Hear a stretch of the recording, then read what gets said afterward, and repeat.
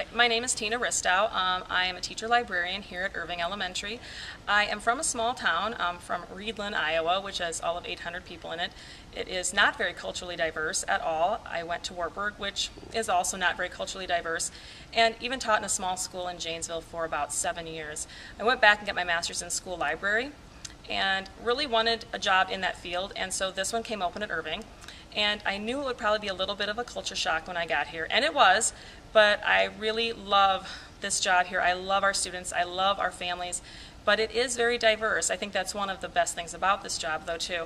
We have about 25% ELL students, so we have a fairly large and varied group of immigrant families that send their students here to Wartburg, or to Irving.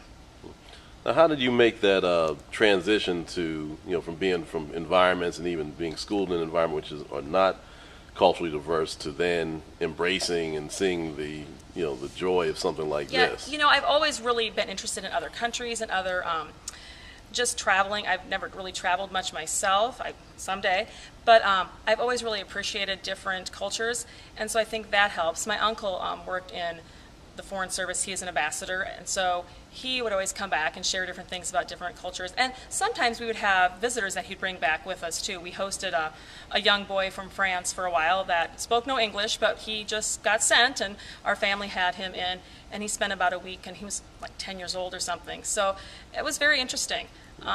And so coming here, I don't know that I recognized all the diversity originally, because certainly our Bosnian students blend right in with every other white person here in the building. I don't know if I recognize that right away, but if you spend any time looking at our families dropping the kids off, we do home visits as well. It soon became very evident that we have a very rich backgrounds to draw on with our education. Mm-hmm. Yes, at first, I wasn't real excited about doing home visits. I've done them in past jobs, and as a classroom teacher, I kind of felt like I had maybe more to say or maybe more of a reason to stop by. I always kind of laughed and said, if my child's elementary librarian asked me if they could stop by, I would kind of wonder what was going on. But I've been here 9 years now. I have a lot of good relationships with parents and with children, and I've been invited over for meals, which I've gone to, and I've been invited different times to different activities for kids too. I've taken kids swimming, I've taken them to play practices, I've driven them home from things like that, and the more I do it, the more I want to, and the more the families recognize too. I think they recognize it more as a partnership, but it certainly didn't happen overnight. Now, was there an adjustment on the family's part? Because some cultures, they believe that, can you just drop the kids off at school and it's a teacher's job to do everything, and you talked about a partnership. Yeah. How did that kind of awareness evolve? I kind of think a lot of our families really want their children to succeed here in this country, and so I think that they're very open and welcoming to any help we can give them, and they're very supportive at home. And yeah, a lot of them probably do just think about dropping their kids off, but when we reach out to them too, they're very supportive, and if we can give them some ideas of things they could do to help their child, they're very willing to do that. Mm-hmm. Were there any concerns that you had when you initially took the job that you found were addressed through your experience in a positive way? I was probably more happily oblivious when I took the job and thinking, oh, it'll be great. And it wasn't great right away, but I changed how I did things, and I soon realized too I couldn't maybe send kids to do work individually as much as we could talk about things and do work together, because there certainly is a language barrier. I can't expect kids to be able to find books on the shelf when they can't speak English, but they can sit and listen, or they can work with a partner. Some of those things I definitely had to think about, that there were some issues that we didn't have at the other areas that I had taught in before.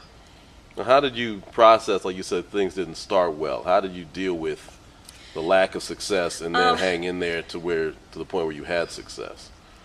I think part of it was I had a librarian that was following in her footsteps, and she was very good at her job, but we had different styles, and so I think the kids didn't even, until I had some of those kids kind of cycle out too, because I see these kids for 6 years, kindergarten through 5th grade. And yes, we have a lot of movement within our district, and a lot of kids that might start in kindergarten and they won't end up graduating here in 5th grade. But we also have all those that do, or that start in kindergarten, and we'll see them again in 3rd grade or whenever as they move back and forth. So it took a little bit of that too, with some of those kids moving on that were used to how somebody else did things. And then, I certainly have a pattern that I follow year after year. I mean, they know what's expected when they come in. They come sit on the carpet. They know that the checkout time is at the end. And some of those, just very like structured, just the schedule, the routine of it all, that helped kind of getting that down, like how I was going to do it with my routine. Uh-huh. Drawback is the lack of time. I mean, it'd be great if we all had the planning time at the same moment. We could all sit down and work together collaboratively. Because I've been here a while, I know the curriculum too. Like, I know fourth grade does state reports, and I know that third grade's going to do animal reports.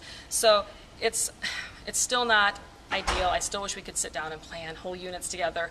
A lot of it's more like touching base at this point.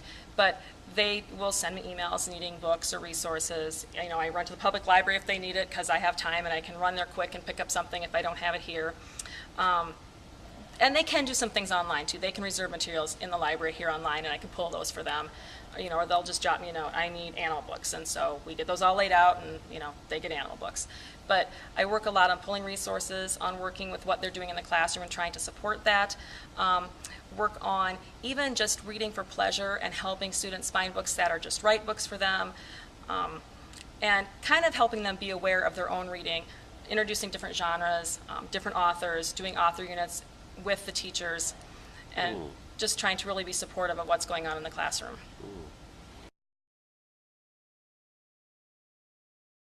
Really very excited to see something about where they came from. And me personally, I told you I'm from a small town. Anytime that I'm reading a book that's either set in Iowa, or I've read some books even recently where it mentions Orrin, Iowa. Well, that's like 8 miles away from where my house is. And I'm always, even as an adult, kind of enjoying that I know what they're talking about. I can recognize the road. I can recognize what they're describing. And our kids have that very same thing. But some of our populations have very few opportunities to see where they came from represented in literature. Most recently, I have a 5th grade girl who's from the Marshall Islands. And I don't have any books, I don't think, on the Marshall Islands, especially not anything fiction. And there is a book coming out, I think it just came out in January, called Bombs Over Bikini. And the Bikini Islands are part of the Marshall Islands, and the United States did some nuclear testing on them. And so there's a book coming out about it. And so I pulled Julia aside like in September, and I said, I have a book about the Marshall Islands. I think she's asked me for that book every single week. And I've told her, it's not coming out till the next year. It's not coming out to 2014. But every time I see her, she'll say, do you have that book yet? And so happily today, this is the first day she's been back since Christmas. She was on vacation. And I said, Julia, guess what I ordered for you? So they really are looking for themselves. Another one that's popular is the book Crossing the Wire. And that is a book about a boy who travels into the United States on foot. He crosses from Mexico into the United States. And so we have a lot of Hispanic families, and they haven't maybe done it that way, but they definitely can relate to that. Or they will tell their own story about coming into the country, or like they say, well, my dad came this way, or whatever. So they definitely can see themselves represented in some of these stories. Now, you had mentioned even when there wasn't even necessarily interest in direct connection, you mentioned that a lot of students express interest in World War II and the Holocaust. Yeah, and I don't know if that's just kind of like a 10-year-old girl thing. Like, seems like that's about when we kind of get it. I have some book clubs that I run during our lunch times, and so we usually start with Number of the Stars, and we might read A Girl Named Eva, about a girl who and it's fictional, but it's about a girl from Czechoslovakia, and Hitler managed to eradicate the entire town. He did leave a few people there that were both blonde hair and blue-eyed. And this girl, the book is about this girl who ends up being Germanized and then adopted by a Nazi family. And so we read that one, and we read one called Yellow Star, and the kids will continually say, do you have any more of those World War II books? Do you have any more of those Jewish books? Because they like those stories. I mean, I don't know that they can relate to it with their own personal events that happened in their past, but they definitely are very interested in some of our history. And anything historical fiction, they're learning so much history in addition to reading a story that they're getting such a good education about things that have happened in the past. So that's a general interest that the students have? Yeah. And year after year, too, it's been kind of consistent year after year that if I introduce it and we read that one book, they are very curious about those books. And, those books are all historical fiction, but that they might come back then and start checking out some of the biographies that I have about Anne Frank, or I have some books about Nazis and whatever in the nonfiction section, and they'll check those out too then, because they want anything they can find about that. Now, you'd mentioned, certain books that deal with journeying to the United States, and that was a theme I was thinking about as it relates to, the book project that we were considering. And I was wondering, is that something that kids tend to talk about, We have different students that have talked about like their own way they came into the country, and some, even though they were born in the United States, still view themselves as, I'm from Guatemala, or I'm from, even though they are American, and they may never have even gone back to the country that their parents lived in, but they do truly view themselves as, I'm Bosnian. And, they might have visited once, but they're from Bosnia, and, they very much still have that culture on their mind, and that's what's, talked about at home too. Now, you mentioned you were talking about a Chinese student whose family owned a restaurant. Do you have, and you did the home visits, do you have any other kind of interactions with the community that gives you information about the cultures? I wish we had more. In fact, I just saw on the news that there was like a Burmese festival for the New Year.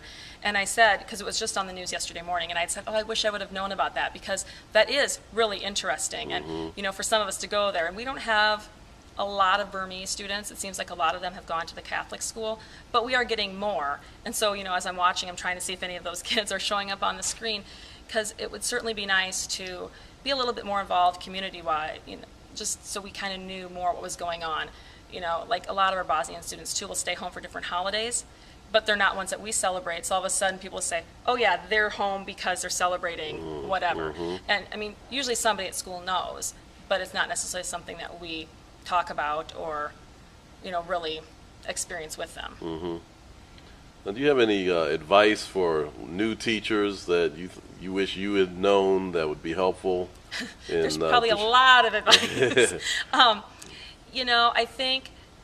I think the biggest thing, maybe not even just for new teachers, but I can see teachers that start here, and then we've had a lot of turnover in our building. Our building is very much, we're a PLAS, which is persistently low achieving, and I think one of the biggest things is to get involved and to really know your students and just really embrace them, love them. And I remember a principal saying that too. He's like, love our students. And I think that's really important. I mean, we've had teachers that truly believe that their children that they have as students, they treat them as they would treat their own children. And I just think that's really important, and to appreciate where they're coming from and what's going on. And that doesn't mean to give them, just to give them a free pass for their behavior or anything, but it just means to really be aware of what they're coming from every day. And the home visits are certainly very telling with that too. Now, the home visit is something that's initiated by a counselor, or the home visits are a district, I don't know if I call it a mandate. The first year we did them, we were required or expected to do 3. I think we're up to like 6 now per year. And again, I'm the school librarian, so I always think, okay, I really don't have a lot of reason. I have probably done 8 to 10 already this year. I've dropped kids off. I've even gone over the summer and dropped off book club books at kids' houses because they wanted me to come and they wanted a book to read. And so I've really tried to make a point of just putting myself out there a little bit, and it doesn't have to be long. It could just be a stop-in, but I've really tried to make a point of putting myself out there a little bit.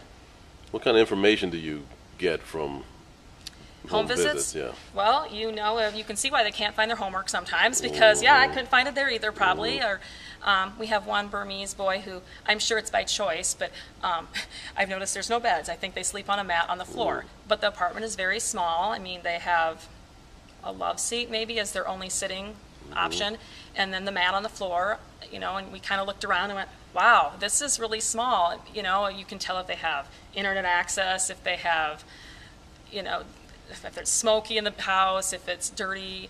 You can really get a lot of information. In his house, his doorbell doesn't work. And so when I stop by, I try it every time, but I usually end up screaming his name. So he's on the 3rd floor, will come down and let me in. And they do, and they're very appreciative. But they don't speak, he speaks very little English, his mother speaks none. And so we do a lot of charades, it seems like, as we're trying to kind of get across what we want to. But yeah, it's very interesting what you can find out by visiting someone's home.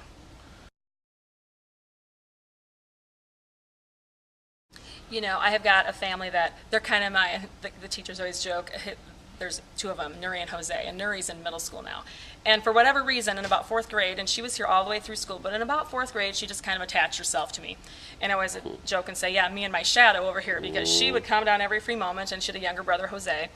And they have a very wonderful mother. I mean, she can take all the credit for those kids because she is wonderful. But she, you know, pretty much has devoted her life to raising her children. The dad is not in the picture, and she cleans houses, and they're from Guatemala. English is her third language because she's from somewhere where there was a language indigenous to that region, and then learned Spanish, and so she does not speak a lot of English. I have conversations with her, but they're not very in-depth. We get what we have to across. But Jose is brilliant. He came in kindergarten, and I remember reading aloud to them in the library, and I'd hold a book up like this, and he would say, could you just move your thumb? I can't read that word. And somehow, despite the fact that his mother cannot read to him, and I don't think they have any books in Spanish where she maybe could read to him. I know they don't have any in her native language, and she cannot read English. He knew how to read. He was most recently, Jose, in the Junie B. Jones Jingle Bells Batman Smells play that the Waterloo Children's Theater put on. Wow. And so the music teacher, I went and got him the script. The music teacher took him to the auditions, and then her daughter was in it, so we kind of piecemealed the transportation. His mother was certainly very active in it, though, too, and she did take him. But we tried to help out whatever way we could. And he is one of our 2 identified ELP students. Wow. And so I just think you sit there and look ELP, and what's that? it's like TAG, Expanded Learning okay. Program. So he is one of our 2 that are identified. But you just think he really, truly, he is curious for learning. He, wants to know more. And, I've had him to my house. I've taken him golfing. We've done a whole bunch of stuff like that. He has a bright future. Mm-hmm. Who initiated his participation in the play? We kind of initiated it Oh, for okay, all right. We kind of said, hey, there's a role here. You're Jose, and this kid's Jose, and they want somebody who's 10 and who speaks Spanish, and you could do it. And so that was a great experience. We Wow. took our 3rd, 4th, and 5th graders to see him then, too. Okay. So they kind of so some of our other students can see what is possible. Now, what kind of, that's very interesting, what kind of culture do you have as teachers here to where you have that kind of information and share it with one another and then can take a step like that for a student? Again, I think part of it's because we've been here for a while. The music teacher and I started together, so we've both been here 9 years, and we've watched his sister grow up too with us, and we've made enough contacts with his mom, and we've done home visits, and I've had the kids to my house where I felt like, okay, I could say, Dalma, I think Jose'd be really good in this. Of course, we still had to have the translator make sure, do you understand this is a big deal? You understand that this is what, what's all involved. But, it's kind of looking out for those kids that we want, that we can see have that desire to succeed and really some different interests that, maybe their parents wouldn't be able to provide for them or even know about. So it sounds like you and the music teachers, colleagues, kind of identified a common interest in the students. Well, yeah, and actually we have the Burmese student when we went to visit his house too. And again, I said we did charades. We truly did charades. We decided on our own because we just thought, I think he might like some piano lessons. He doesn't speak any English, but I said he doesn't have to, Crystal. He could just, mimic what they're doing. I think he could pick it up. And so we went to the house then to see if Mom would sign off. And, because we, of course, need the mom's participation in this. We only have 1 Burmese translator in the entire district. So to try to find somebody who could tell them what was going on is almost impossible.